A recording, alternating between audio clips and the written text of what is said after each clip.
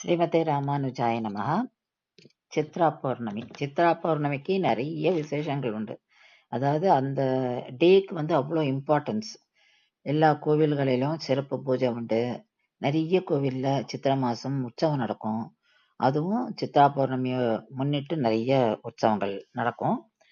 அதுல ஒண்ணு மதுரையில அழகர் கோவில் நடக்கிற உற்சவம். மதுரைக்கு வடக்கே 25 கிலோமீட்டர் டிஸ்டன்ஸ்ல அழகர் கோவில் இருக்கு.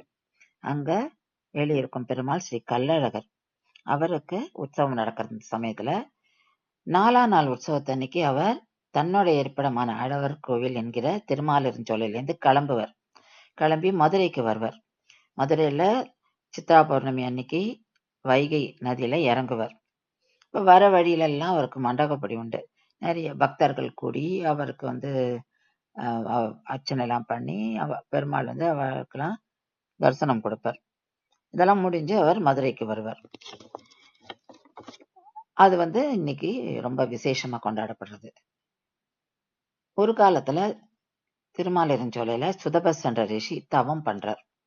துர்வாச முனிவர் அப்ப வர்றார். அவர் இந்த ரிஷி தன்னை கவனிக்கல அப்படின்னு கூச்சுன்றார். ஆனா ரிஷியோ ஆழ்ந்த தியானத்துல இருக்கார். அப்போ துர்வாசர் நீ தவளையா பிறப்பேன்னு சாமட்டோன்னே தவளையா மாறிடுறார். அப்போ ரிஷி ரொம்ப வருத்தப்படுறாரு. ஐயோ, நம்ம தெரியாம தானே பண்ணோம், நம்ம தான் தியானத்துல இருந்ததுனால தான் நம்மளால கவனிக்க முடியல அப்படின்னு. அப்ப கேட்கிறார் துர்வாசர் கிட்ட, இதுல இருந்து எனக்கு விமோச்சனம் உண்டா, எனக்கு சாப விமோச்சனம் இருக்கான்னு.